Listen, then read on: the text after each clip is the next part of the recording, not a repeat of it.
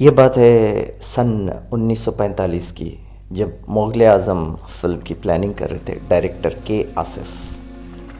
के आसिफ ऐसे भी एक आशिकाना मिजाज के इंसान थे। यूपी से आए थे, बड़ी ड्रीम्स लेके मुंबई में कि बॉम्बे तब नाम हुआ करता था, उसमें फ़िल्म इंडस्ट्री में बड़ा नाम कमाएंगे।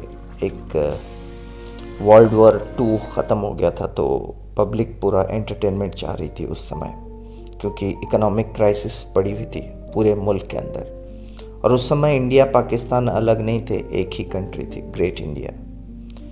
खैर 1947 में तो पार्टीशन हो गया, लेकिन 1945 में दिलीप साहब को उन्होंने देखा और कहा कि ये मेरा हीरो होगा, मगर ये हीरो आज नहीं बन सकता है, 10 साल के बाद बनेगा। अभी ये जवान है, काफ़ी पतला है, सलीम कैरेक्टर के लिए एक प्रिंस जैसा दिखना चाहिए। दिखता तो है ये, लेकिन ये बंदा थोड़ा सा और मैच्योर दिखना चाहिए स्क्रीन पे। और उनके पास फाइनेंसर भी एक था, लेकिन कहीं ना कहीं बात नहीं बनी, पैसे जोड़ नहीं पाए। के आसिफ और सितारा देवी पति पत्नी थे, और दोनों यूसुफ भाई यानी कि दिलीप कुमार के साथ उनकी दोस्ती हुई, और सितारा देवी अपना भाई मानती हैं यूसुफ भाई यानी कि दिलीप कुमार को। खैर जैसे ही वक्त गुजरता गया, सितारा देवी से तलाक लेके निगारा सुल्तान से के आसिफ ने शादी कर ली, और सितारा देवी ने ही निगारा को रेकमेंड किया था उस फिल्म में लेने के लिए, जिस फिल्म में काम किया मुग़ल आज़म में निगारा सुल्तान ने। लेकिन ये बात सितारा देवी को बिल्कुल पसंद नहीं थी और बहुत ही गुस्से में वो थी, और उन्होंने कहा ये आदमी धोखेबाज है, और वैसे ही उन्होंने धोखा दिया।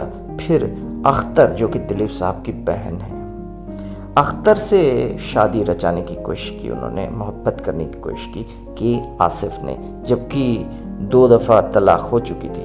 निगारा सुल्तान से भी उन्होंने तलाक ले लिया।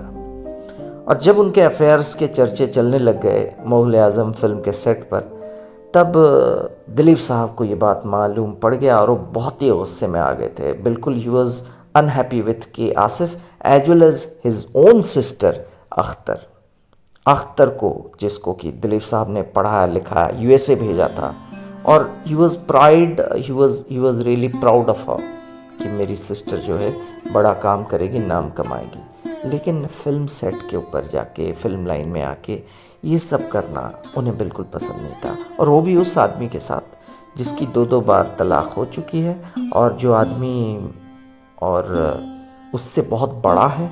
तब सितारा देवी और निगारा सुल्तान दोनों अलग हो चुकी थी कि आसिफ की ज़िंदगी से।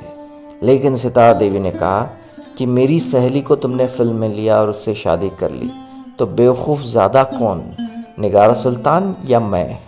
अब अख्तर, जो दिलीप साहब यानी कि यूसुफ भाई की बहन के साथ तुमने ज़रूरत कैसे की मोहब्बत करने की?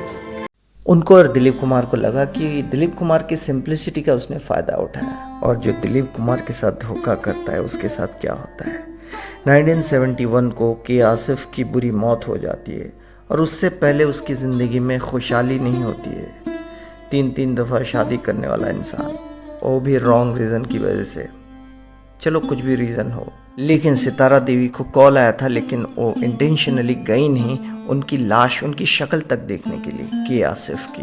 सोचो, उन्होंने कहा कि दिलीप साहब को जो धोखा दे सकता है उस आदमी के साथ ऐसा ही होना चाहिए। और देखिए, इतनी बड़ी फिल्म, सक्सेसफुल फिल्म, ऐतिहासिक फिल्म, और ऐतिहासिक हीरो सलीम दिलीप कुमार मुग़ल आज़म के प्रीमियर में ही नहीं जाते, इसी के आसिफ डायरेक्टर के साथ नाराज़गी की वजह से। और अपनी बहन अख्तर को भी उन्होंने अपनी ज़िंदगी से बेदखल कर दिया था। दिलीप साहब अख्तर को देखते ही नहीं थे शादी के बाद, इसलिए कि के आसिफ 2 डिवोर्स करने वाले इंसान से उन्होंने शादी कर ली थी।